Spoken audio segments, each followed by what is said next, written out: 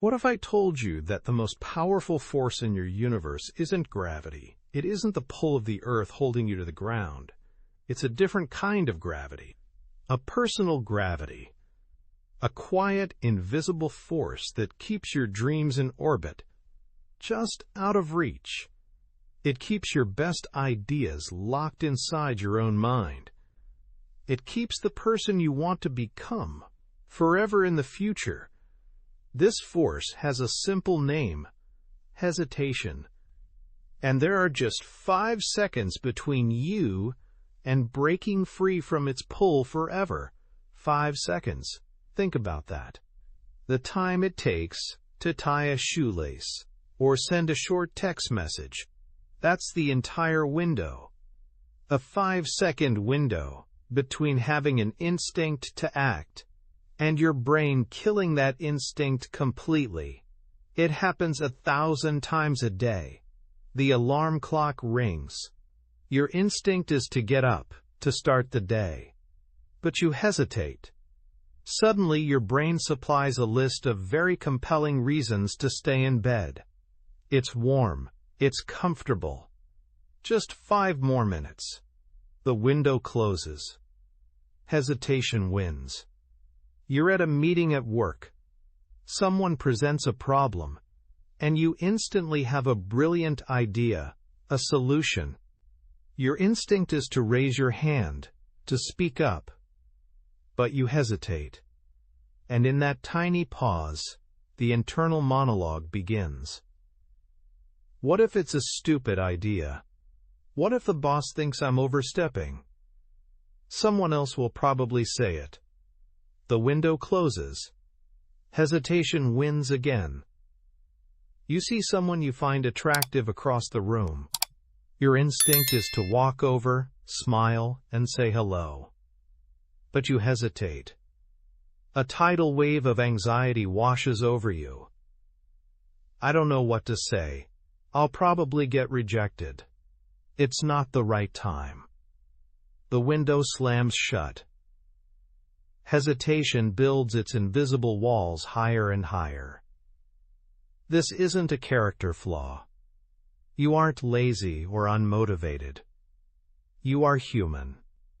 And your brain is doing the job it was designed to do for millions of years. To protect you. Its primary function is not to make you happy, rich, or fulfilled. Its primary function is to keep you alive. And how does it do that? By avoiding risk. By avoiding anything uncertain, scary, or difficult. To your ancient, survival-focused brain, speaking up in a meeting is a social risk. Waking up early is leaving comfort and safety. Approaching a stranger is stepping into the great, terrifying unknown. So when you have an instinct to do any of these things, your brain sees it as a threat and pulls an internal emergency brake. This hesitation is your brain's safety protocol, kicking in to stop you from doing something that could, in some microscopic, ancient way, cause you harm. The problem is, this safety protocol doesn't know the difference between a hungry lion and a difficult conversation. It treats them both with the same level of alarm. It floods your mind with doubt, with justifications, with a million reasons to just stay put. And it is incredibly effective.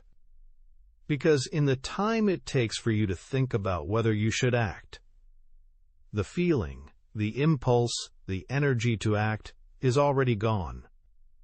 Your motivation has been analyzed to death. So how do you override this ancient, hardwired system? How do you fight back against your own brain's perfectly logical yet life-limiting programming? You don't fight it. You outsmart it. You launch. You use what researcher and author Mel Robbins famously coined, the 5-second rule. It's deceptively simple, which is precisely why it's so profoundly powerful. The next time you feel that instinct, the impulse to act, to do something you know you should do, but you feel the hesitation creeping in, you are going to do one thing. You are going to become mission control for your own life, and you are going to initiate a launch sequence.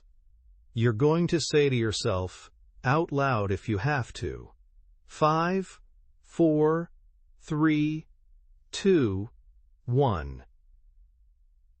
And then, you physically move. You don't think. You don't analyze. You don't wait to feel ready. You just move. If your alarm goes off, you say 5, 4, 3, 2, 1, and you swing your feet onto the floor. If you have an idea in a meeting, you say 5, 4, 3, 2, 1, and your hand goes up. If you want to start a workout, you say 5, 4, 3, 2, 1, and you put on your running shoes. This is not a cheap gimmick. It is a tool of metacognition, a way to use your mind to manage your mind. The act of counting backward does several critical things. First, it interrupts the pattern. It yanks your focus away from the worries, the doubts, and the excuses your brain is busy creating. You can't think about your fears and count backward at the same time. You are consciously shifting your mental gears. Second, it focuses you on the action you're about to take. As you count down, you're preparing for launch. You are asserting control. You're moving from being a passenger on a thought loop of anxiety to being the pilot at the controls. And third, when you hit 1 and physically move, you are creating a small act of courage. You are teaching your brain a new pattern. A pattern that says, when I have an instinct, I act on it. You are closing the gap between who you are and who you want to become. This rule isn't just for getting out of bed. Its applications are as vast as your own potential. Think about your daily life. It's a constant battle against friction. The friction of putting down your phone and picking up a book. 5, 4, 3, 2, 1, and the phone is face down. The friction of choosing a healthy meal over junk food. 5, 4, 3, 2, 1, and you're opening the fridge to grab the vegetables. Each time you use the rule, you are casting a vote for a more disciplined, more intentional version of yourself. You are building what I call courage muscle. These small daily acts of 5-second courage prepare you for the bigger moments. Think about your creative life. The world is full of half-written books, unfinished paintings, and business ideas that exist only on napkins. Why? Because the fear of failure, or even the fear of success, creates a gravitational pull so strong it seems impossible to escape. But that great work you've been putting off? That first paragraph, that first brushstroke, that first business plan draft, it's waiting for you. The instinct to create will come. And when it does, and you feel the shadow of doubt, you know what to do. 5, 4, 3, 2, 1, and your fingers are on the keyboard. You're not writing a masterpiece. You are just writing. You are launching. The rest will follow. And perhaps most importantly, think about your emotional life. The moments of human connection we crave are often held captive by our own hesitation. The urge to tell someone you appreciate them. The instinct to apologize and heal a rift. The feeling that you need to speak your truth, to set a boundary, to say no, or to say I love you. These are the moments that define the quality of our lives. And fear holds us back. Fear of being vulnerable. Fear of being rejected. But what if, in that moment of hesitation, you took control? 5, 4, 3, 2, 1, and you pick up the phone. 5, 4, 3, 2, 1, and you walk across the room to offer that apology. 5, 4, 3, 2, 1, and the words are finally spoken. You are activating your own courage. you're deciding that connection is more important than your fear. The beauty of this rule is that you don't need to wait for motivation to strike. Motivation is a myth. It's a fleeting, unreliable feeling. If we only acted when we felt like it, most of humanity's greatest achievements would never have happened. Courage is not the absence of fear.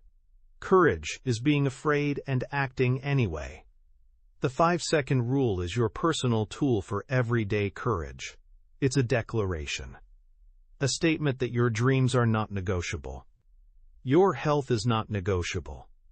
Your relationships are not negotiable. They are more important than the temporary discomfort of taking action. A life is built not in years but in moments. It's built in 5-second windows. The window where you chose to get up or hit snooze. The window where you chose to speak up or stay silent. The window where you chose to step forward or stay still. An entire lifetime of regret is simply the accumulated result of thousands of lost 5-second windows. But an extraordinary life?